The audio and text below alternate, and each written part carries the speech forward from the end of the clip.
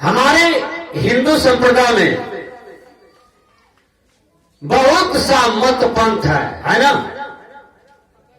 जैसे रामानंदी एक पंथ है, कबीर पंथ है, संत मत है, शिव चर्चा वाला है, विष्णु भगवान वाला है, ढेर ही मत पंथ है, कृष्ण पंथी है, रामपंथी है। लेकिन सब हिंदू धर्म है। विचार कीजिए, सब हिंदू संप्रदाय है।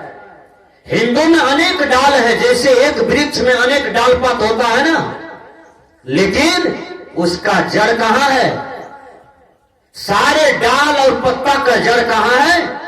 एक जगह है ना। उसी प्रकार हिंदू धर्म में अनेक प्रकार के मत है, पंथ है, अनेक प्रकार के महापुरुष है, लेकिन सबको आदर दें, किसी का अपमान न करें। सब अपने अपने जगह पर अच्छे हैं, सब अपने अपने जगह पर महान है। विचार कीजिए, कोई बुरा बात नहीं कहता है। आज हमारे हिंदू धर्म में सबसे मुख्य ग्रंथ बीजक को माना जाता है। बीजक को इसलिए माना जाता है कि बीजक में असार नहीं है, केवल सार है। दुनिया में जितने भी ग्रंथ बने हैं सब में असार देखा गया, लेकिन बीजक में एक भी असार नहीं है।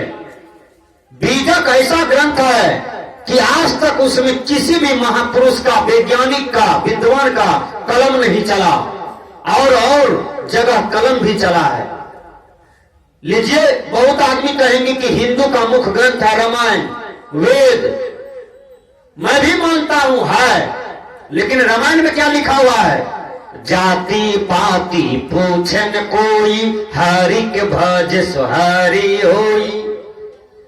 यानी जाति पाति मत पूछो, जो हरि को भजता है उसको हरि मानो, जो हरि को भजता है भगवान का भक्त मानो। लेकिन एक जगह क्या लिखे हैं? पूजिए विप्र शील गुणहीना, अशूद्रन गुण गण ज्ञान प्रवीणा। यानी जो विप्र है, ब्राह्मण है, यदि वो भर पेट बुआरी मांस खाता है, बकरी का कलेजा खाता है, तो कहा ब्राह्मण यदि है, जात से ब्राह्मण है, तो उसको पूजना चाहिए। अशूद्र यदि कंठीधारी है, वैष्णव है, संयम का जीवन जीता है, साधना का जीवन जीता है, गुरु का भक्त है, भगवान का भक्त है, तो कहा अपूज्य है, वो पूजने योग्य नहीं है, शूद्र। बोलिए, ऐसे वाणी को लिखने वाला जो भी लेखक हो, उसके दिमाग का ऑपरेशन कर देगा ना कबीर साहब? बोलिए, कर देगा कि नहीं? तो रामायण में आसार पाया गया। विचार कीजिए, ढोल पशु गंवार शूद्र नारी, ये सब ताजन के अधिकारी। आसार बात है कि नहीं? तो उसके तरफ नहीं जाना है। जैसे आम बेचने वाला आता है, मैं बता देता हूं, अब रामायण से झगड़ा कीजिएगा नहीं ना होगा। जो असार है उसको छोड़ दीजिए, जो सार है ग्रहण कर लीजिए। कैसे? आम बेचने वाला आता है टोला में, नगर में, बाजार में, तो आम वाला को क्या कहते हैं? छिलका और गुठली ले लीजिए, केवल रस निकाल के दीजिए। ऐसा होगा कि छिलका गुठली दोनों लेते हैं आम के साथ? इसमें से हाथ उठाइए, एक भी आदमी जो छिलका खाते हैं, गुठली खाते हैं, छिलका गुठली खाते हैं, पेट भरेगा? पेट तो भरेगा आपको रस से ना, गुदा से ना। तो गुदा सार है, अब छिलका और गुठली असार है।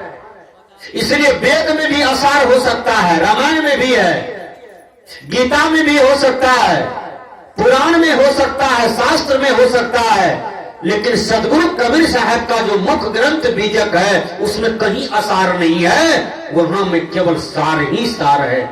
इसलिए हिंदू धर्म का एक बहुत बड़ा ग्रंथ, विद्वत ग्रंथ, मार्ग दर्शाने वाला ग्रंथ, मानव का प्रेरणाप्रद ग्रंथ बीजक हर आदमी को अध्ययन करना चाहिए, हर आदमी को पढ़ना चाहिए। बीजक पढ़ते हैं आप, बीजक का मतलब क्या होता है? गुप्त धन। गुप्त धन कहां है? वो आत्मधन है। एक आदमी को मिल गया, मकान तो रहा था, उसमें मकान के दीवार में 3-4 घड़ा मिला, उसमें हीरा था। बीजक बीत बतावे जो बीत गुप्ता होए।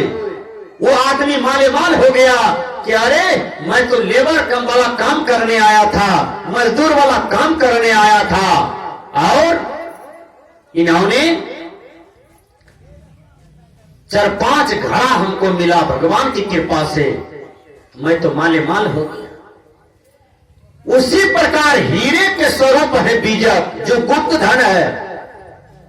जो बीजक रूपी संदेश को अपने जीवन में उतार लिया, समझिए उसके जीवन में हीरा मिल गया, सोना मिल गया, और बहुत कीमती चीज उसको मिल गया। सदगुरु कबीर साहब का बीजक बहुत अनुपम चीज है, इसलिए हर आदमी अध्ययन कीजिए। हर आदमी के घर में बीजक हो।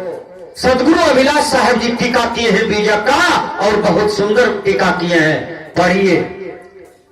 मैंने कहा कि जो बातें ग्रंथ में लिखी हुई है उसको केवल आंख मूंद करके मान मत लीजिए। कैसे? वेद में असार है कहीं कहीं, रामायण, कुरान, पुराण, बाइबिल, गीता, उपनिषद, ये सब में कहीं कहीं असार है। उसको आंख मूंद करके मत मान लीजिए। कहीं कहीं चमत्कार है, कहीं कहीं वैज्ञानिक तर्क से अलग अलग बात है, कहीं पर 2-2-5 भी लिखा हुआ है, तो मान लीजिएगा।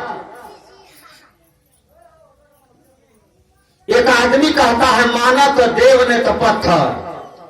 विचार कीजिए,